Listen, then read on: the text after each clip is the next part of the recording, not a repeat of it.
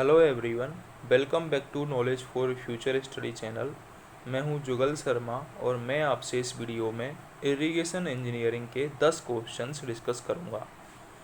First question है, according to Lacey, depth of scour in a river depends upon the straightness of the reach.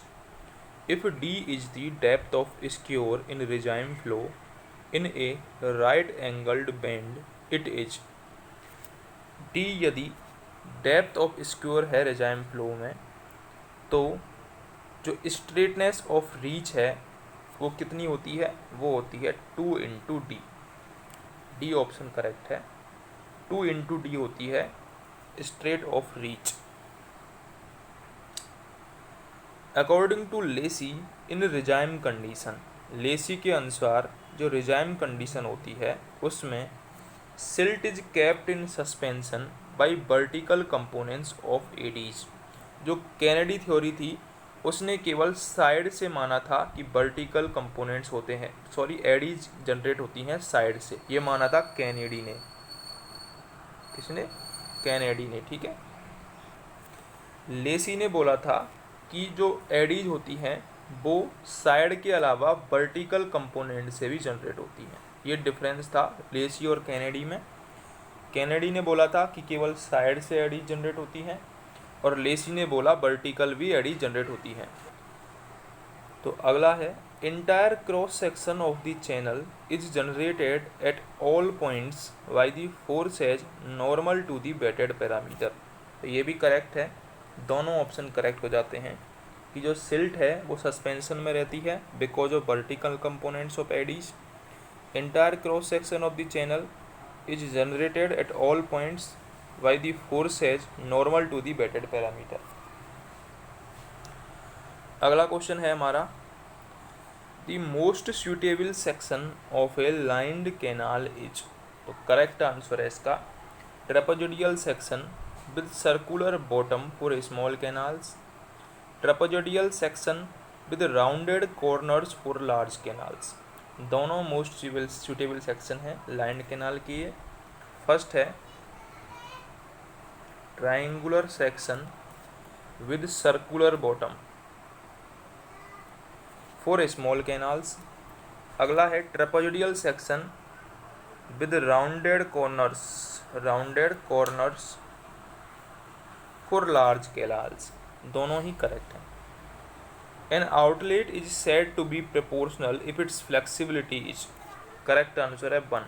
यदि flexibility 1 के बराबर है तो उसको प्रोपोर्शनल बोला जाएगा। यदि फ्लेक्सिबिलिटी 1 से ज़्यादा है तो उसको हाइपर प्रोपोर्शनल बोला जाएगा।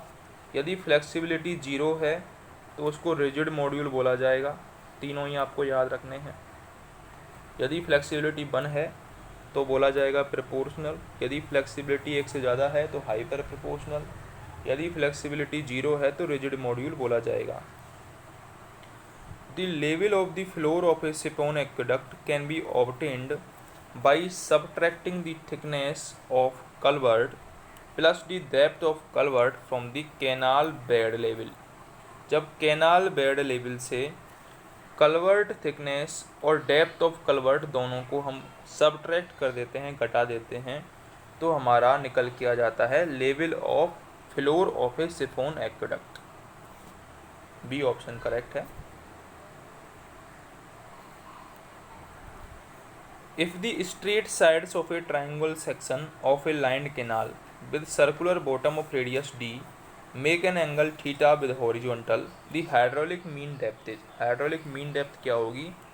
जब जो स्ट्रेट साइड है ट्रायंगुलर सेक्शन की वो circular bottom radius dia d से एंगल थीटा बनाती है, तो हाइड्रोलिक मीन डेप्थ होती है d/2 for triangular section. According to Bligh's creep theory, percolating water flows along. Important question है, आ सकता है आपके एग्जाम में। विली क्रीप थ्योरी के अनुसार जो परकोलेटिंग वाटर होता है वो straight path under the foundation of the dam, ये भी गलत है। Circular path under the foundation of dam, ये भी गलत है। Outline of the base of the foundation of depth, ये भी गलत है। According to Bligh creep theory, जो पाइप चैनल्स होते हैं उनके जैसे कि ये डैम है, डैम के नीचे से होकर पानी जाता है यहाँ पर, ठीक है, यहाँ पर पानी जमा हो जाता है यहाँ से निकल के, ठीक है। तो ये तीनों ऑप्शन गलत थे, तो नन ऑफ दीज करेक्ट होगा। For a standing crop the consumptive use of water is equal to depth of water. Consumptive use क्या होता है, जो पानी हम यूज करते हैं, used by the crop for transpiration, evaporation and quantity of water evaporated from adjacent soil, ठीक है।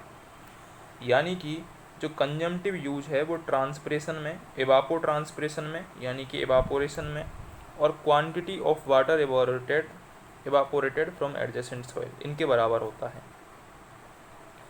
Bed bars in canal are provided, जो बेड वार्स होते हैं to watch the general behaviour of canal.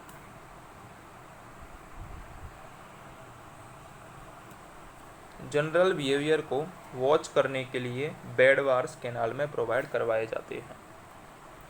The velocity of drainage water in the barrels of a siphon aqueduct is normally limited to, जो velocity है drainage water की इन the barrels of a siphon aqueduct वो होती है 2 to 3 metre per second. Velocity of drainage water in barrels of a siphon aqueduct 2 to 3 metre per second. अगर आपको video helpful लगी हो तो चैनल को सब्सक्राइब ज़रूर कर दें, बेल आइकन को ज़रूर दबाएं